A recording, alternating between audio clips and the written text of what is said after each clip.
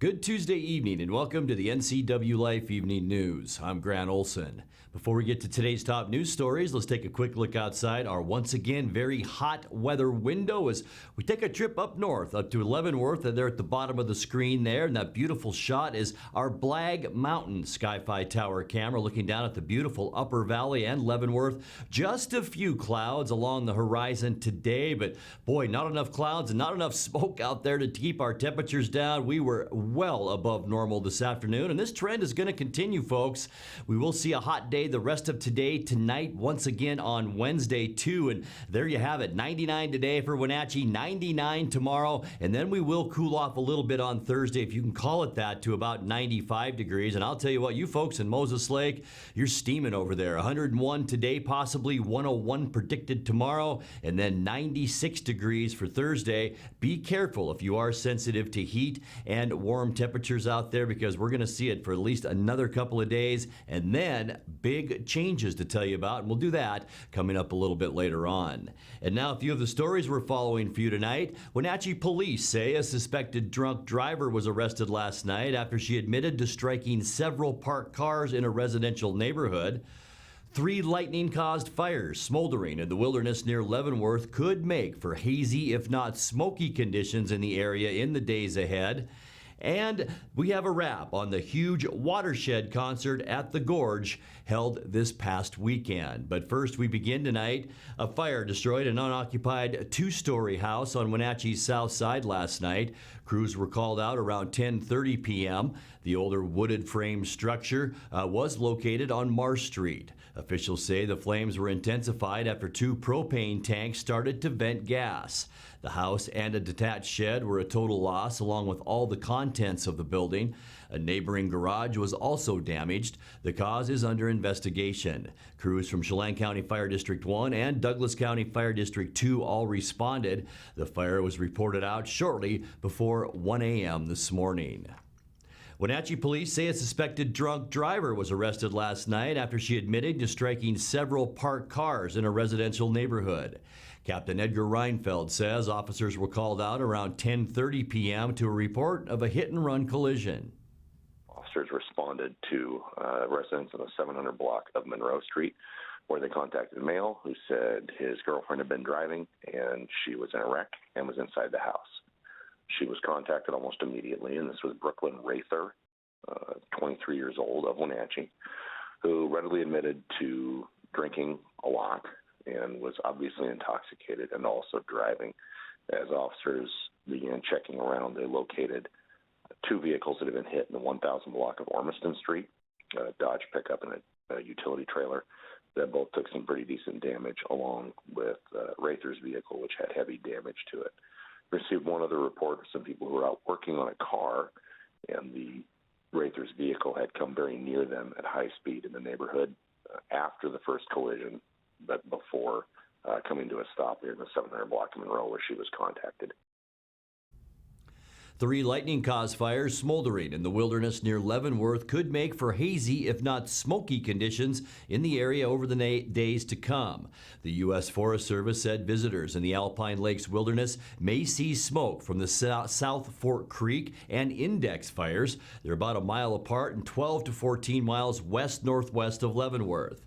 The South Fork Creek fire has burned about 30 acres and the Index fire less than a tenth of an acre since lightning strikes back on July 23rd. Neither fire has shown much activity, and Wenatchee River Ranger District Fire Management Officer Carrie Stock says they will be allowed to, quote, play their natural role in the environment and to preserve and enhance wilderness integrity, unquote.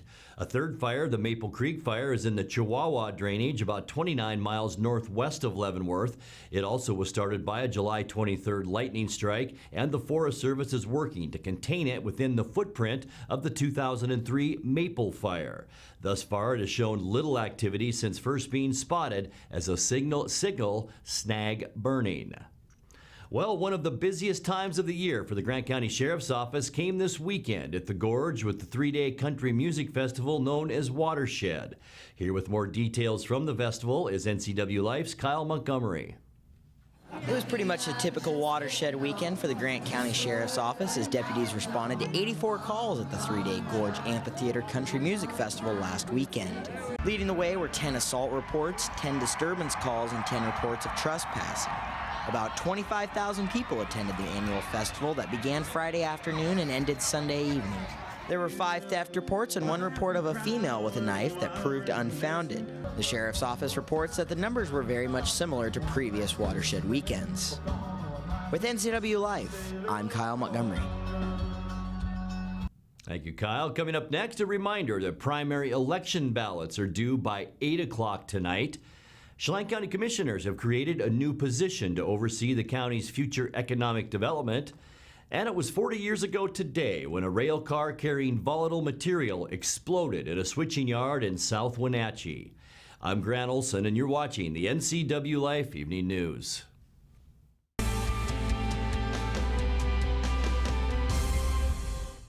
There's a new home loan rolling through Spokane. If you're looking for a home, check out a Giza Home Loan. When we decided to move to Spokane, we were really close to retirement. I never thought we'd have a home on the water. Oh, I know, me neither. One thing that I loved about working with Giza was I felt like we were always treated as a human, as a friend, rather than just as a business dealing. We needed a home that we would be able to live happily and comfortably for the rest of our lives. And Giza made it happen. The Giza Home Loan. Apply today.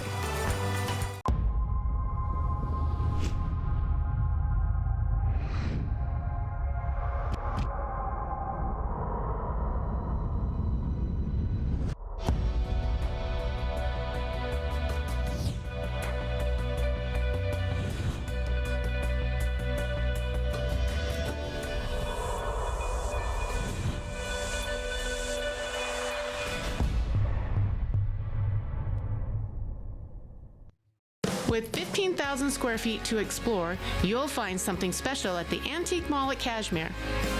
For the do-it-yourselfers and those with a keen eye for making something old fresh and new again, the Antique Mall at Cashmere is the place to come find your next project.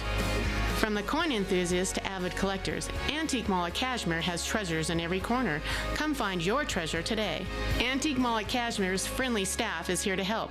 Stop on by today.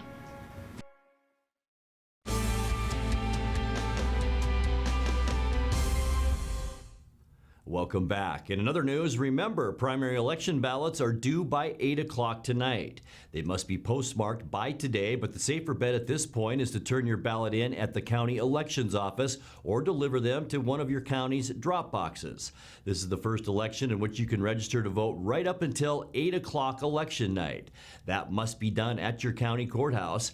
2 key issues in Chelan and Douglas counties that will be decided tonight are a sales tax increase for Link Transit and the continuation of a sales tax for Rivercom. Chelan County races with 3 candidates that will be narrowed down to 2 for the November general election include a City of Wenatchee council position and ENIAT and Chelan mayor. In Douglas County, there are more than 2 candidates for Waterville and Bridgeport mayor and for an Eastmont school board member. In other news, Chelan County Commissioners have created a new position to oversee the county's future economic development. Blake Baldwin has been hired to a 3-year contract to act as liaison between the county and other governmental agencies involved in growing more local businesses and jobs.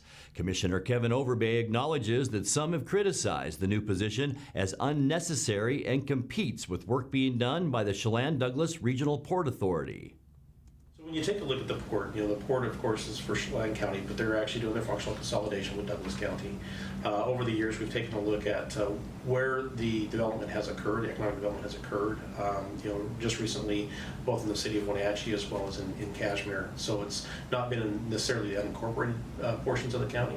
And so what this does is this actually gives more of a focus in the unincorporated areas, working with the ports, but also gives us an opportunity to leverage additional dollars potentially from state grants and so forth into unincorporated areas and looking at the infrastructure pieces there. So that wouldn't be available without that position? It potentially would, but I don't necessarily know that that's a priority for the port. They're looking at the airport, they're looking at other elements. And so what it does is this actually gives us an opportunity to kind of direct and really focus on the unincorporated areas.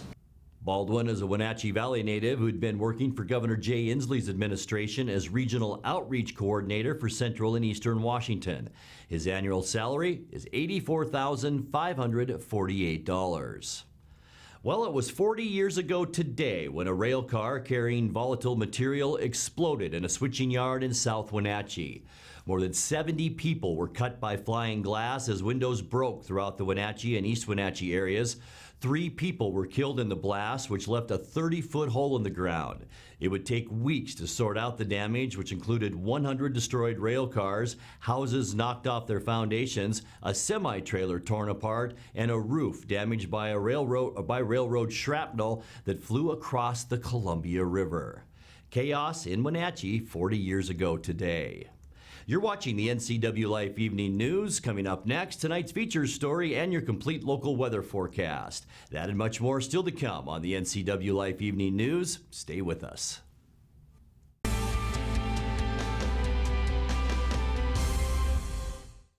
Being able to support yourself and your family is an important part of who we are. We all need to know we're able to provide ourselves with a secure future. Some job seekers have a harder time finding work. That's why Goodwill's Employment Connection Center is here, a free walk-in job search assistance program designed to help people find work. When you shop at or donate to Goodwill, you're really being a job creator. Make plans to attend the August 30th grand opening of the all-new Goodwill on Columbia Center Boulevard in Kennewick. Hi everyone, this is Brent Crowder. After 13 years with the Town Auto Group, I have returned home to Town Toyota where it all started. If you're in the market for a new or used vehicle, let me help you find the right one at the right price. Toyota is reliable and trustworthy, and you can count on me to be the same. When it comes to buying your next car, you can't go wrong with Toyota and Crowder. Ask for Brent at Town Toyota or call me now at 888-5000. I told Mr. Nielsen about Simon. He's the best doctor because I like the medicines like he gives me. He asks like more questions, and that's why I feel like he's more interested in the health. For me, it means a lot. That means he really cares about, about him. I like you, Simon, and you're my best friend.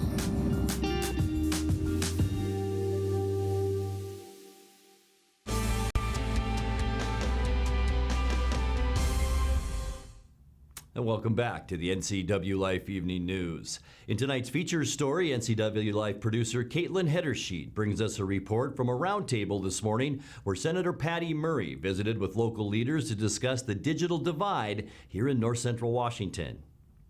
Senator Murray continued her travels throughout the state today as she visited Wenatchee to discuss her Digital Equity Act of 2019. At a roundtable hosted at the new co-working and event space in the historic Ellis Ford building, the Mercantile, Murray visited with local leaders in tech and STEM from education to the private sector. Prior to the discussion, Murray got 2 demonstrations from local companies who take advantage of Wenatchee's growing tech corridor and branch out to offer digital inclusion services to the area. I Spy Fire and Confluence Health presented a brief look at what their technology is doing to make a difference before taking a deep dive into the local scope and impact of the digital divide. Guada's Jenny Rojanasatian helped facilitate the roundtable and shared her hopes for the opportunity to tell local stories. Today, as we share some of our strengths and our weaknesses in this area, I hope that you will leave knowing that you have organizations and people on the ground who are committed to bridging the digital divide and are passionate about this work. Many of the roundtable participants cited issues like inconsistent access to broadband at home for local students and teachers, a lack of understanding and confidence in technology, as well as difficulties in receiving funding to help these local rural communities. Camille Jones, an elementary STEAM specialist in Quincy, says she participated in the roundtable today to share her concerns with the digital gaps she sees in her community. During the roundtable, Jones shared her stories of students hanging around school property just to get access to internet after hours, and fellow teachers' lack of access to reliable broadband for online resources and training. I came today to talk about digital equity and how teachers have such a potential to be a great resource to close gaps in digital equity for our students, and the concern that I have in the disparities amongst teachers' own skills in the digital world. And if we want to be a better resource to our students to learn. We need some support to also learn the skills ourselves and just to help spread that message. I think that there is starting to be a perception that the broadband access issue is over, that we've solved it, that there's broadband everywhere, but really it's still a great concern in our rural communities. Quincy is unique because there's a lot of resources and companies coming in with tech and with the data centers that we have and all the construction and building going on there. It's growing. So we have a lot of unique resources that other rural communities don't have. But even in Quincy, I still have issues connecting and watching videos I need for my professional development from my home, and even in our school district's Wi-Fi access is not strong enough at times. And so it's kind of like a triple issue. There's the skills we need, there's the devices that we need, and there's also the access, the broadband that we need. And each of those we need to continue pushing forward because it's a continued progress. Murray ended her visit with a discussion about what local organizations, schools, and colleges are doing to close the gap and how this act could assist their efforts. The Digital Equity Act aims to create 2 new federal grant programs. Murray says she'll be working with partners in the House to get the bill passed and signed into law. Caitlin Hedersheet, NCWLIFE News.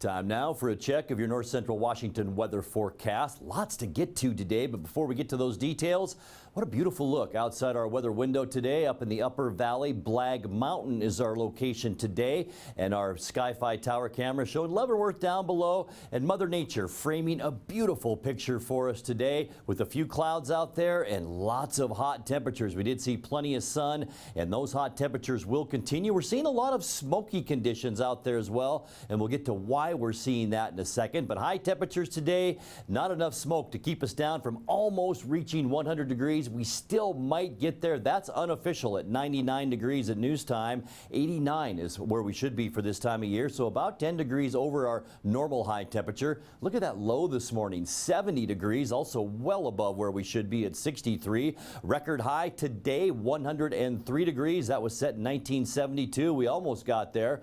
50, our record low, and that was set in 2002. Sunrise this morning now at 5:45, and the sun will set tonight just before 8:30 at 8:27. Let's take a look at why we're seeing all of that smoke. We talked about it earlier. Here's that fire, the Williams Flats fire up around Lake Roosevelt. The deep purple is very smoky conditions. You can see us seeing some of that smoke as well. This is as we make our way through Tuesday. This is by tonight. Most of the smoke will be to our east, and boy, if you're heading east on I-90 over towards Spokane, you are going to run into a lot of smoke from that fire right there, the William Flats fire up near Lake Roosevelt. So yeah, we're seeing that, and also those forest fires we talked about near Leavenworth. So expect some patchy smoke over the next couple of days. Let's take a look now at our surface loop and see what we can expect skyward as we move through our week into the weekend. Tonight, mostly clear skies. We'll see northwest breezes tonight, and once again, it will be very mild tonight with lows again above 70, probably in the lower 70s for us tonight. As we move into Wednesday, just sunny and hot, almost a carbon copy of today with temperatures well into the upper 90s to near 100. You can see the dark orange and reddish colors in almost all of central and eastern Washington. By Thursday then, our weather begins to transition a little bit. We'll see mostly sunny skies early, increasing clouds in the afternoon. You can see that almost through Washington. An area of low pressure right here is spinning some moisture and creating some thunderstorms that we will be keeping our eye on for Friday. We have a 50% chance of late day and evening thunderstorms on Friday, and that could be lightning with some heavy downpours of rain. Saturday, partly cloudy. Looks like a lot of showers here, only 30% from the Weather Service now. That may be increased as we move a little bit closer to Saturday. By Sunday, things get a little bit better as high pressure once again rebuilds strength in the western U.S. Partly cloudy, but we will be very cool for Sunday. If you call around 80 degrees cool or so, but much cooler than we're seeing between today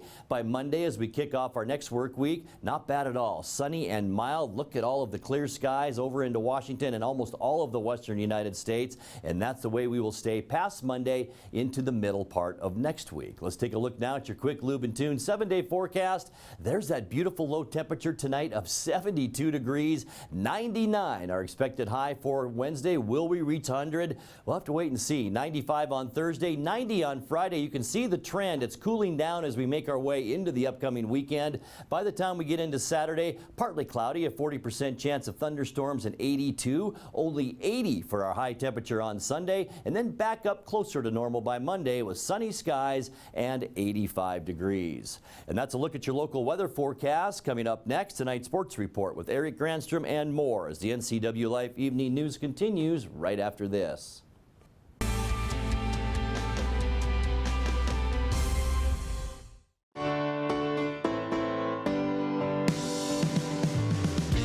Only one dealership in Wenatchee has Motor Trend's SUV of the Year and Truck of the Year. That's right, Town Chrysler Jeep Dodge Ram has the all-new Jeep Wrangler and the all-new Ram 1500 pickup. Or get the best of both worlds in the new Jeep Gladiator. Visit Town Chrysler Jeep Dodge Ram today for more information on these award winners and see why there's no reason to leave town to buy your next vehicle. Family roles change with time. You may find yourself being an unpaid caregiver to a loved one. Caregiving can be rewarding, but also stressful. Taking care of yourself is vital. Aging and Adult Care of Central Washington has low or no cost services for unpaid caregivers, such as in-home support, care supplies, and counseling. Connect in your local area by calling Aging and Adult Care at 800-572-4459 and mention you're interested in caregiver support. Bring the whole family up to Stormy Mountain Brewing and local public house in historic downtown Chelan. Applewood smoked brisket, street-style tacos, and our award-winning barbecue rubs and sauces. Our meals pair perfectly with our exciting lineup of craft ales, made right here in Chelan. We've got room for big groups, or give us a call for catering. So grab the kids and check out the fun at Stormy Mountain Brewing and local public house located in the heart of Chelan. And now it's a sports update on the NCWLIFE channel. And a happy Tuesday to you. Prior to last Friday's game against Yakima Valley, the Wenatchee Apple Sox presented one of its players a very special award. Johnny Sage, playing in his last game in an Apple Sox uniform, was presented the 2019 Tommy Watanabe Award. Apple Sox owner Jose Oglesby joined me prior to the broadcast Saturday to explain the award and why Johnny Sage was a worthy recipient. We just wanted to honor Tommy's spirit of the game. The award really isn't so much about the baseball as it is about the community. It's about, the Apple Sox family. And we're all in it together. And Johnny really exemplified that. The baseball talent was a bonus, but really his demeanor and the way that he approached the game, the way he kept his teammates motivated and loose, that was great. Did you talk with the family about that, and what were their input? Oh, yes. No. We've been in touch with them from the moment we decided to do this, and they've been very, very supportive. They are amazing class people, and, they would have liked to have been here to present the award themselves, but, Johnny had to leave a little earlier, but they'll be here next week, and I look forward to welcoming them and having a few moments to share with them the family that we have here. Watanabe was a pitcher for the Apple Sox in 2017 who went home early to California and died suddenly. The impact was devastating to the team, Apple Sox staff, and its fans. Oglesby created the award in his honor last season, with the first recipient being Wenatchee native Jacob Prater. Well, the Sox are back on the field tonight for the first of 3 games against the Ridgefield Raptors. Ridgefield, the newest team of the West Coast League, just about 15 miles north of I-5 on north of Vancouver. The Raptors are 10-11 in the second half of the season, 23-25 overall. Wenatchee's battling for first with the second half race tied with Victoria at 15-6. Sox 27-21 overall. Trent Sellers will start on the mound tonight to begin that 3-game series. He's 3-0 with a 7.29 ERA. Ridgefield has not announced their starter at game time at 6:35. There was some other action in the West Coast League on Monday, so let's check the Les Schwab scoreboard. Monday, not a day for defense or pitching. 3 games scheduled, total of 70 runs, 63 hits, 15 errors. Ouch. Ouch. Ridgefield comes to Wenatchee after shellacking Walla Walla last night, 17-3. Johnny Weaver and Michael Hicks each had 4 hits for the Raptors and combined for 5 RBIs. Andy Atwood and Michael Dixon each hit homers in Corvallis' 11-3 win at Port Angeles. Tavita Gerber had 14 strikeouts in his 5 2/3 innings of work for the night. Jack Johnson 2 for 4 with a home run to lead Bend past Kelowna 14-12. Brett Tresson had a grand slam home run and a losing cause for the Falcons.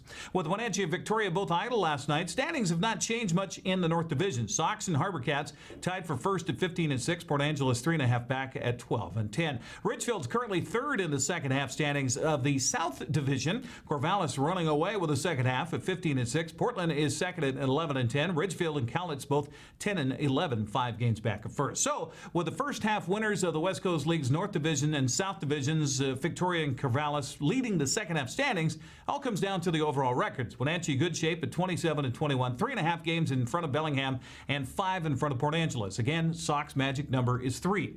It's basically a 2-horse race in the South behind Corvallis, with Walla Walla at 27-21 overall. Ridgefield 4 games back at 23-25, having lost 2 of the 3 from the Sweets in their just completed series. Mariners home tonight hosting San Diego at T-Mobile Park. It's a battle of last place teams. Padres last in the NL West at 51-60. Mariners last in the AL West at 47-67. San Diego starting Dinelson Lumet, who is 0-2 with a 5+ ERA, coming off of Tommy John surgery. Seattle has not announced its starter for that game coming up at 7:10. Checking the Les Schwab American League West scoreboard from last night, Nick Senzel's 2-run single highlighted a 5-run first inning for the Reds. Cincinnati beat the LA Angels 7-4. Nomar Mazara's RBI sacrifice fly in the 4th was the only run of the day as Texas beat Cleveland 1-0. Mike Minor fans 7 over 7 innings for his 10th win. Ian Happ and Javier Baez homered in a 4-run 7th, and Chicago held on to beat Oakland 6-5. 2 teams combined for 7 home runs at Wrigley Field last night. Well, the Seahawks had a mock game over the weekend and are quickly preparing to host Denver Thursday at CenturyLink Field. Coach Pete Carroll says it's an important week, especially for the new guys. There's a lot of excitement about this because we wait so long, and the anticipation of all throughout the offseason. We talk about the game so often, and it finally gets here. So much of the time we're talking about holding back, in the tempo and the hitting and all of that. So we use the games to get our blocking and tackling together. And so the first time we'll go full speed will be when we kick it off. And that's as far as getting people on the ground. So it's a big deal to us. It's a really, really big deal to the guys that have their first opportunity. The guys that are here for the first time. And we dedicate the game to those guys and make sure that they get a lot of play time and an opportunity to know that they're in a football game for the first time. Offensive guard DJ Fluker is beginning his second season as a Seahawk. He's quite literally and figuratively a big part of Seattle's offensive line at 6'5" and 345 pounds. Coach Carroll says, yeah, he loves his size, but more his spirit. I think first and foremost it's his spirit. He has a fantastic spirit. He loves to play football. He loves the game. He loves everything about it. And you just never see him where he's not exuding just energy and juice and all. Now, to go along with all the rest of it, he's physical and big and strong as you can get. He's really smart and sharp at what he does, his assignments and all of that. But most of all, it's the unique spirit that he has, that he brings on a regular basis that we love. Now, Fluker says he approaches the game as if he were still a child. I think that comes from just being a kid like on the field. The thing is, how I figured out was like, if I look at playing football like as a job instead of being a kid with it, it wouldn't make any sense. I mean, I've been playing football since 9th grade. I ain't played Pop Warner. I was too big now. Don't get me wrong, I was too big. They're checking on my birth certificates now. But I ain't play that. But 9th grade, I started playing football, started to fall in love with the game, and I played defense actually before I played offensive lineman. Don't tell nobody that. But I had fun with it. I started finding the little things that I can get better at. And I think that was more fun for me than anything else. Fluker and the Seahawks host Denver Thursday night at 7 o'clock. That's sports. Grant, back to you. Thank you, Eric. And that's going to do it for our newscast tonight. For more on these stories and other news from around North Central Washington, you can find us on Facebook or our website at ncwlife.com. And remember, if you see news happening, we'd like to hear from you. You can send us an email at news@ncwlife.com or give us a call at 888-6295. Also, keep it right here on the NCW Life channel tomorrow morning for Wake Up Wenatchee Valley with host Dan Kuntz. I'm Grant Olson. Thanks for joining us, and have a great night.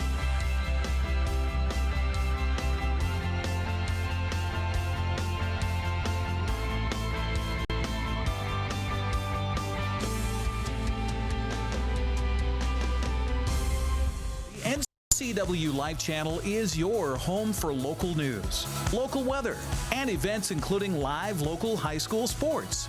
Watch inspiring local shows featuring local people. Don't miss Wake Up Wenatchee Valley. Let's learn. Guada TV. Street Talk and Other Stuff. The 12th District. Life with Lisa. And the Arbiter of Stoke. NCW Life Channel is your local TV station.